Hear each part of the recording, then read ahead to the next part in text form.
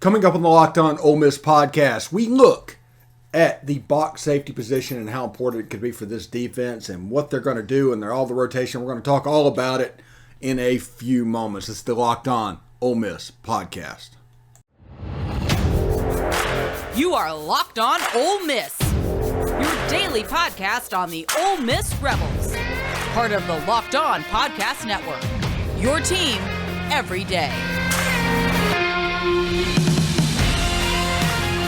All right, welcome to the Locked On Ole Miss podcast. I'm your host, Stephen Willis. You can see my Twitter address down below at @TheStephenWillis. You can follow me there.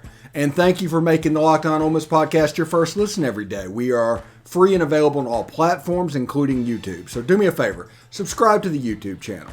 Hit the bell for notifications when we do a new video, and of course, upvote the video itself. That would make us very happy. And as a bonus, if and when we hit 1,000 subscribers before football season, a live 30-minute post-game show is in your future. We have a commitment from an Ole Miss legend. We're going to talk to a high school coach, and they're going to all rotate in and out. We're going to try and get people in. You know, sometimes at 1 o'clock in the morning, it might be difficult to get somebody. It might just be me. But for most of them, they're going to come in and give their perspective of what's going on. So that will be post-game live. It'll be really cool. We're also trying to get other former players. We're in the recruitment part of the show, even though we're at like 81% to our goal at this point. But it looks like we're going to hit it, because if you go back to when the YouTube channel created and our subscriber was 0, that was about 4 months ago. If you look at football season, is about 4 months away. So odds are, we're probably going to hit it, and we're going to grow pretty rapidly. But do us a favor. If you haven't subscribed, please subscribe. And also tell your friends about it and get them to subscribe, because we're a little bit different. We are all about perspectives and commentary. Not really about news and news breaking, things like that. We want to talk about the things that Ole Miss football fans and Ole Miss sports fans are talking about. And we will tell you right off the bat, we're going to be completely honest with you, that the Ole Miss fan base is between 80 and 85% football only. There's about 10% that is Ole Miss football and baseball. And then there's the leftover percentages, all sports. And our coverage kind of reflects that. So every day of the year, one of our 3 segments on the show will be football based. That's just the way it is. And it's because of those numbers. And you can see it online.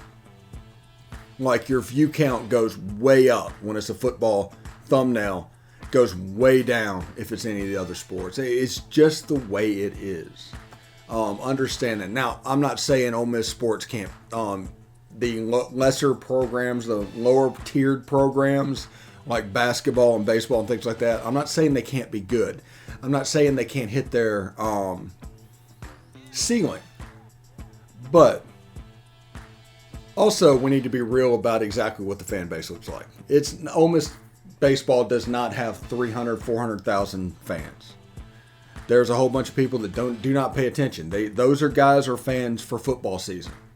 During baseball season, it's going to shrink down considerably to probably 40, 50,000 fans. So that's the group of people that's watching these videos. And, stuff like that, stuff analytically, whenever you look at it, like, if you take every person that is a subscriber to like On3, Rivals, and 24/7, it's not more than 10,000 people.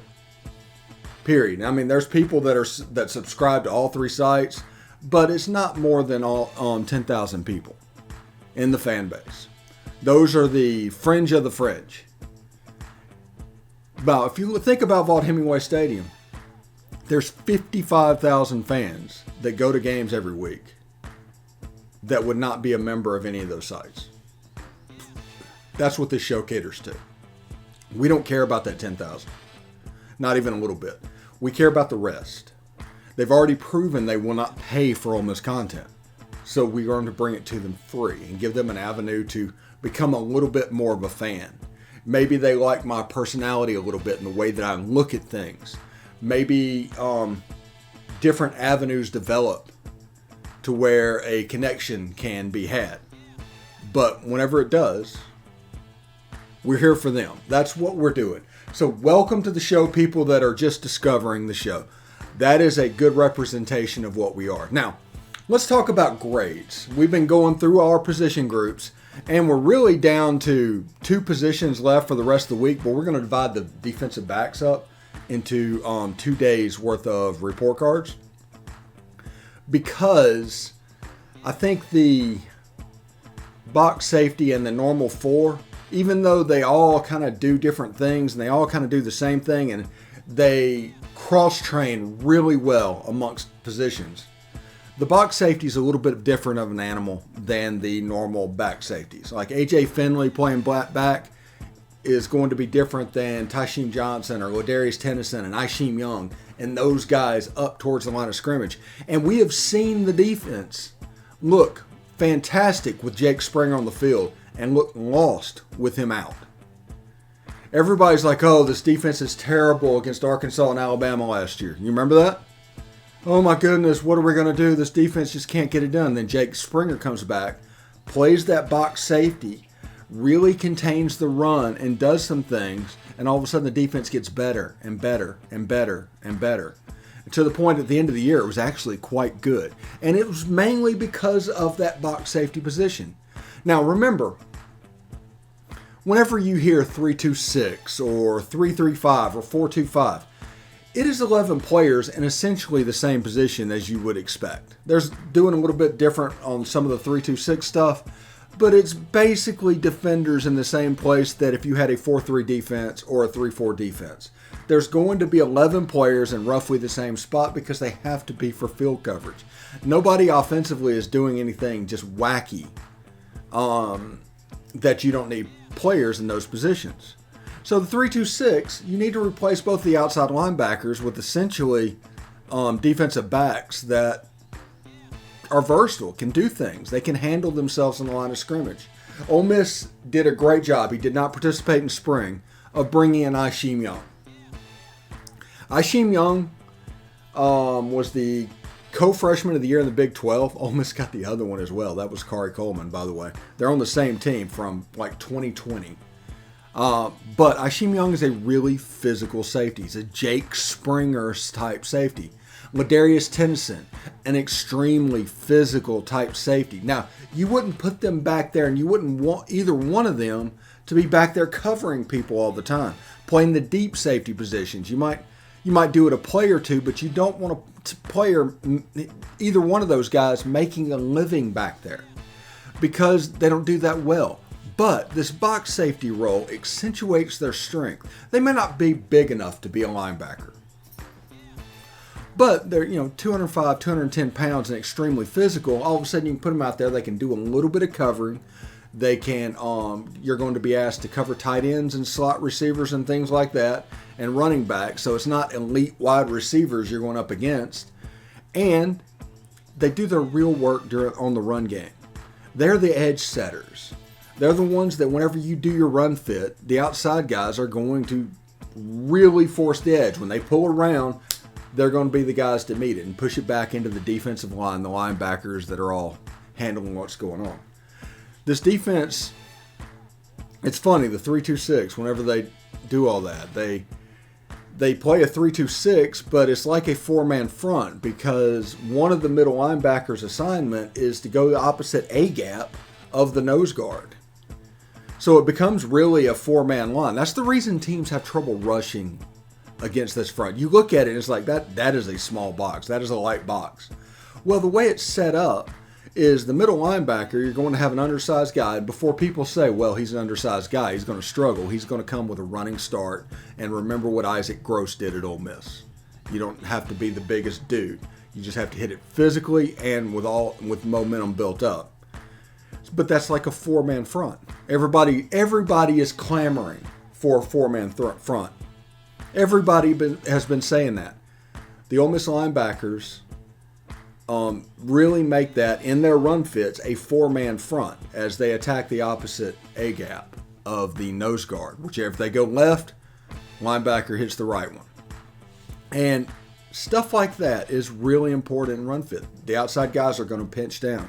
They're going to make it hard to get a push. It's not like football like you remember from back in the day. It's just not. But it's a way to do things a little bit smarter. The two ends are going to pinch down. The two outside box safeties are going to come down as well. That's 6 players right there. You have another linebacker 7, and you have your strong safety sitting in the background. It's the whole safety, the one that sits behind the linebackers, that's essentially playing as the 8th man. Teams are running against an 8-man box because it looks like a 5-man box. That's how this works. And if you do this well and you drill it over and over again, you get pretty good at it. And teams don't see it a lot. And if teams don't see it a lot, they're not going to overly prepare for it, period. They're just not, because there's no sense to do that. But like I said, it's hard to run the ball against those light boxes, and everybody's going to say 3-man, 4-man front. That's kind of a trap. When you look at that, this is going to be a little bit differently. But that's how an 8-man front can look, using those box safeties and the whole safety. But I give the box safeties a grade of an A. Absolutely. I think we got the right personnel to play that position. I think Ladarius Tennyson, I think Ashim Young are all going to do quite well back there doing that. So much so that you're going to see somebody like Tysheem Johnson playing the whole position. And if he plays the whole position, he has a chance to be that ball hawk guy. I've told you over and over again after he signed, he has honey badger-like athletic ability. There's a chance he could return punts next year. He did in the spring game a little bit. So summer is coming, and with it, you're going to need some food on the go. Built Bars are the perfect snack to take with you on family vacation. Throw them in your bags, your kids' backpacks. Make sure everyone has a bar so that you're fueled about your summer adventures. You know, I've been reading these Built Bar ads for weeks and weeks, and I finally decided to I'm just going to order them and see what the hubbub is. And a couple of them are just really, really good. I just enjoy it. I'm not a big coconut person. Some people are. But that is not me. But like double chocolate, I like the banana cream puff, cookies and cream, peanut butter brownie. Those things I just really, really enjoyed. I got a variety pack to start with. So when I tell you that you should go to built.com to get all your favorites, banana cream pie, raspberry, double chocolate, and so many more. They're all delicious and new flavors are coming out all the time. Believe me, because I know this from experience. Check them out at built.com. So here's the offer. Go to built.com. Use promo code LOCKED15 to get 15% off your order. Use promo code LOCKED15 for 15% off at built.com. All right, thanks for making the Locked On Ole Miss podcast your first listen every day. We are free and available on all platforms. Please do not forget to rate and review us on iTunes. Leave us a 5-star review. You can say whatever you want to say. You can say Steve is just a good-looking dude, or Steve could not pass 3rd grade in my school. It doesn't matter what you say. Just leave us a 5-star review. That'll help out people trying to find the podcast on that platform. So go to iTunes, leave a 5-star review. We would appreciate it. Thank you very much. In the first segment, we talked a little bit about the box safety. Now, we're going to look a little bit at the draft.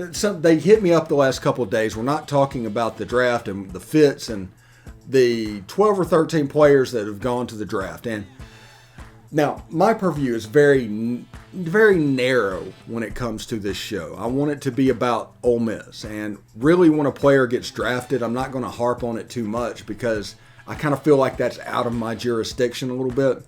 That's for Locked On Panthers or Locked On Cowboys to handle. I've kind of passed the baton at that point.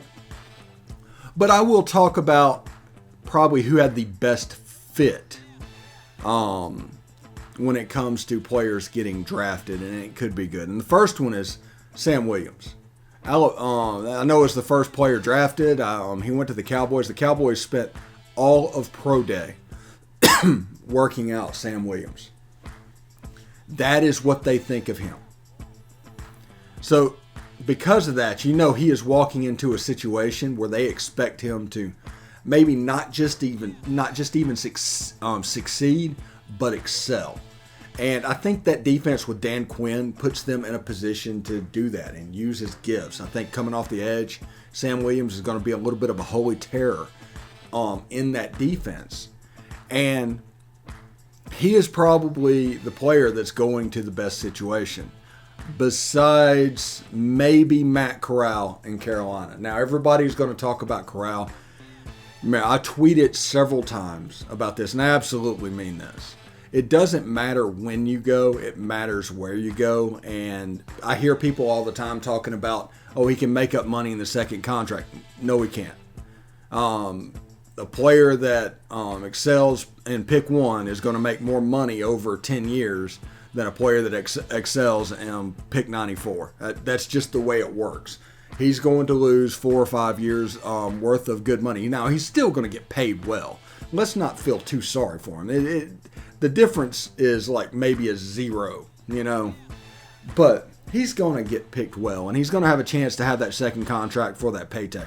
But don't say he's going to make up money, because that doesn't exist. That's not a real thing. But Matt Corral going to Carolina, Sam Darnold. Now, here's the trap and my concern with Matt Corral going to Carolina. There will be the temptation to play him year 1. I am of the opinion, and I said it on Locked On NFL Draft whenever we were doing our draft show, there's not a quarterback in this draft that it would benefit by him playing as a rookie. I would almost Steve McNair all of these guys, and none of them play year 1. In year 2, you slowly start to work them in. Year 3, it's theirs. I think that's the way they should do it. That even includes like Kenny Pickett.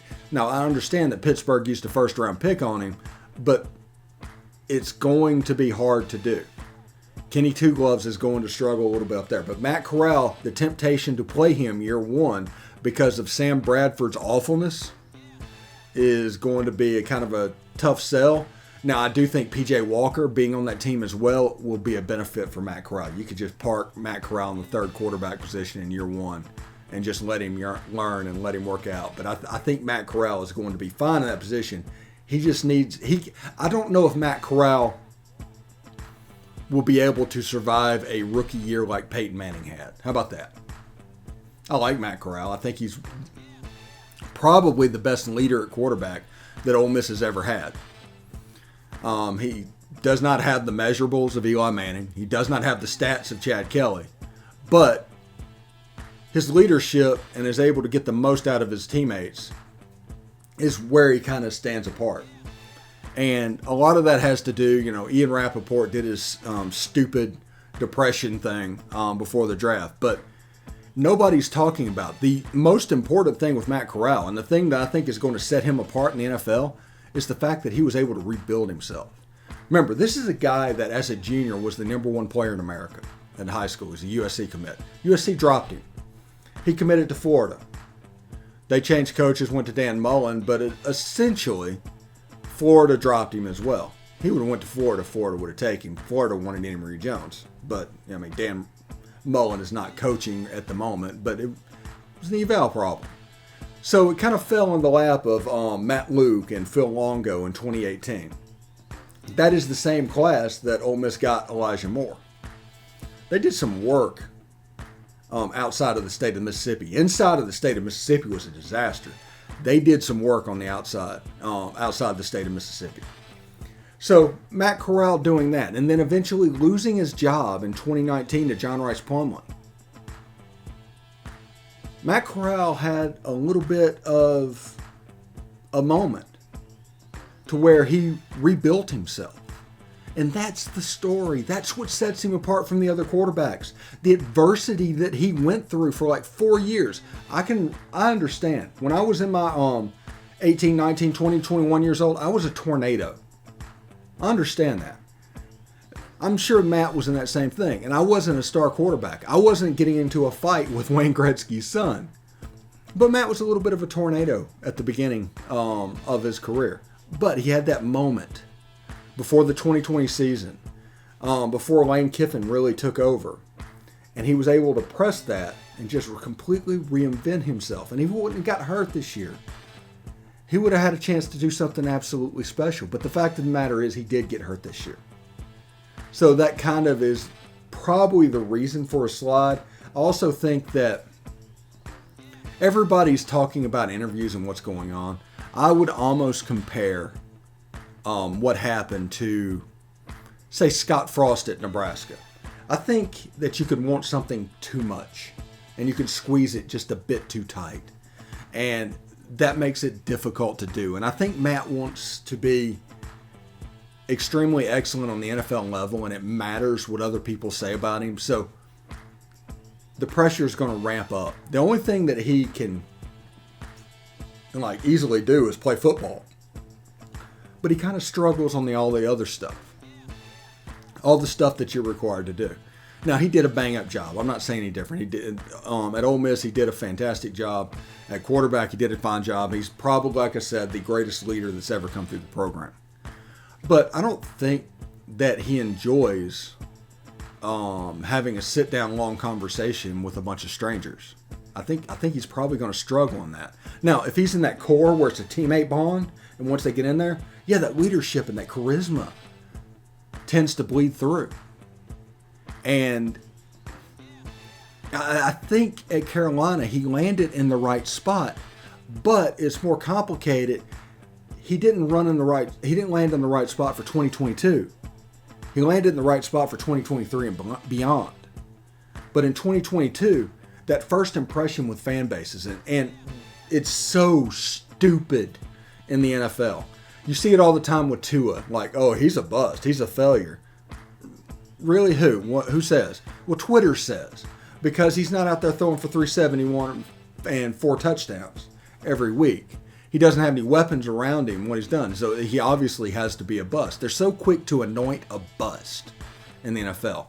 If Matt Corral comes in as a freshman, my concern is the fan base will turn on him, and all of a sudden, Sam Darnold was the hot quarterback coming out of high school.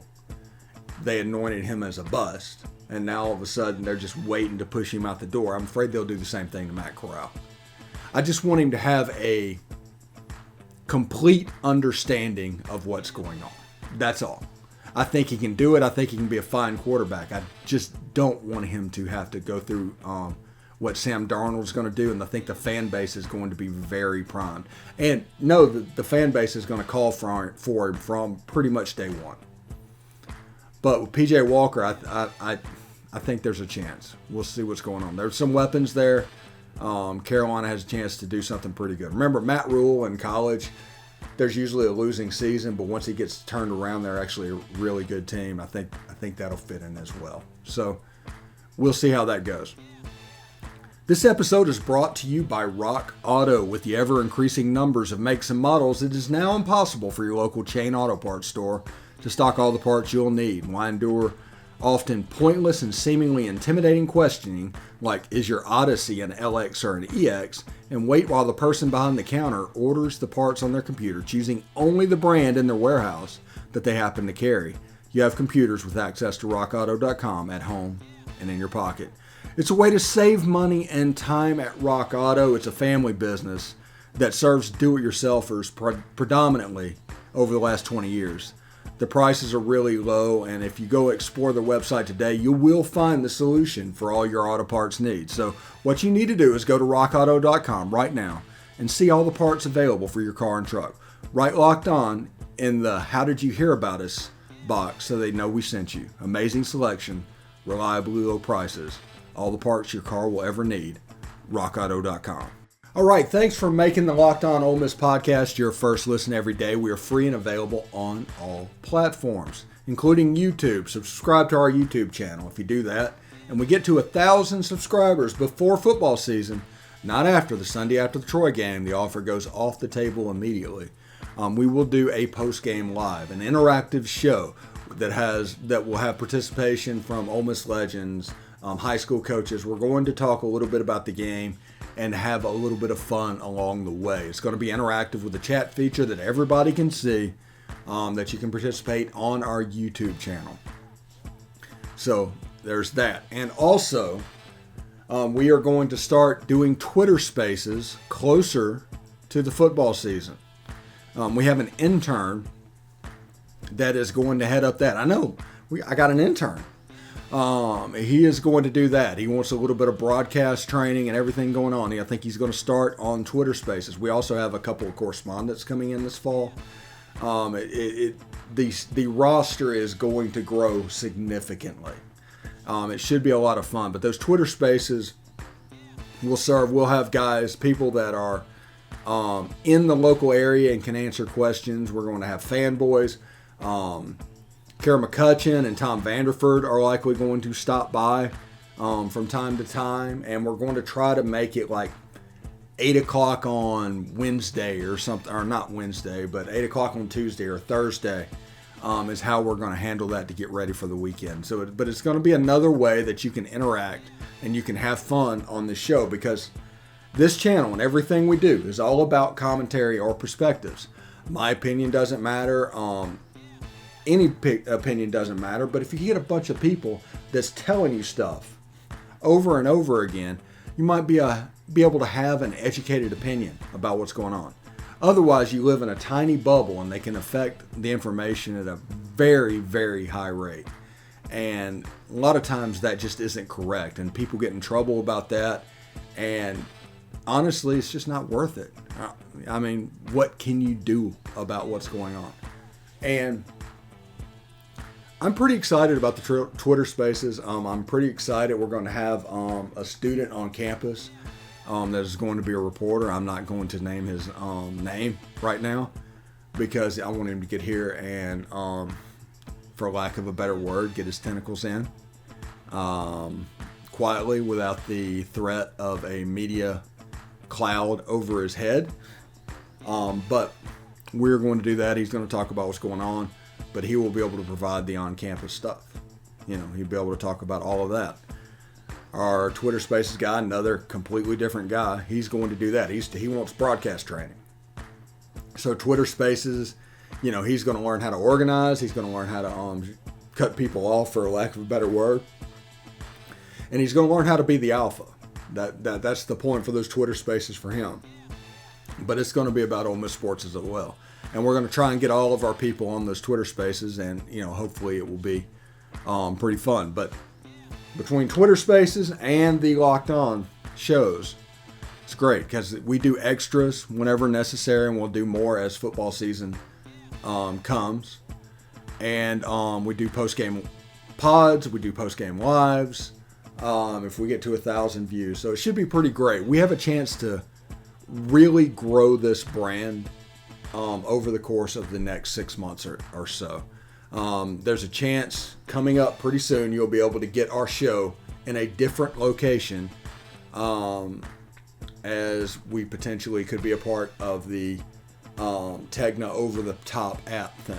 So we're waiting to hear about all of that stuff. But if you are in Memphis, you'll be able to just open that app and do whatever you need to do. So it helps us reach a whole new people, along with our audio product and things like that. So we're really moving along pretty well. I'm pretty excited about what's happening. And Tegna's been a fantastic vehicle for the show and the growth of it. And I'm just over the moon with it. So thank you guys for providing all this. And also, if you're a local person, we are going to maybe have one local ad that you can sign. So if you think about this and you tell your friends about it, local ads will be available. If you are interested, tweet me, and you see the address below. Send me a direct message, and I will get it to the ad sales team, and they will contact you shortly. I can't sell you an ad because, that's not the way it works. But they would be able to do it, and it would be local. It would be only Ole Miss fans, or you can do an ad for several groups. So could be quite interesting, could be quite lucrative. I know it's it paid as like $10 per 1,000 streams or something like that. So you only pay based off of how much traction the ad gets. So that is pretty good. Yeah, I talked 5 minutes about us. I do like talking about us. So the quarterback competition, before we get out of here, I want to talk about the quarterback competition a little bit. There's not a lot going on right now. A lot of people are not talking about the quarterback competition anymore because it's kind of out of sight, out of mind. And that since there's people that rule off, they're such prisoners of the moment, they rule out Jackson Dart or Luke Altmaier or whatever based on one performance when they see it. And I beg everybody to not do that. It's not fair to either of the quarterbacks. It's not correct. It's a good way to be wrong. It's a good way to completely be on the wrong side of things, honestly. But whoever wins this job, whether it's Luke Altmaier or Jackson Dart, Ole Miss football would be better because of it. The better option will be on the field. Don't just defend your take. If you had the take back on February 14th that Jackson Dart was going to be the starter, don't just defend that take to where you feel like you have to ride or die with it. And because of that, you white hat, blue hat, or black hat the situation to where there's a good guy and a bad guy. And they did that with Matt Corral and John Rice Plumlee. So I'm not talking out of school here. This is something that the Ole Miss fan base has a history of doing. So just understand that Jackson Dart and Luke Altmaier, whoever wins that job, Ole Miss football would be better for it. Absolutely. Now, we told you several times, Jackson Dart is as toolsy as they come. Whenever things look right, it looks really right. When things look wrong, it looks really wrong. So right now, he is a high ceiling, low floor guy. There's a lot of room in between this where he can land.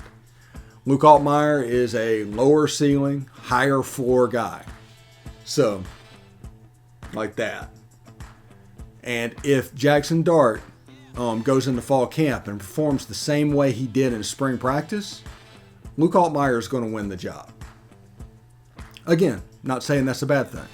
I'm just saying what it is. Whatever it is, Lane Kiffin abhors turnovers. I mean, it's one of those mood wreckers to where he would just be sitting in front of the pool right now. And all of a sudden, he'll picture Jackson Dart and throwing a pass over the middle, and a cold shiver will go down his spine because he hates them that much.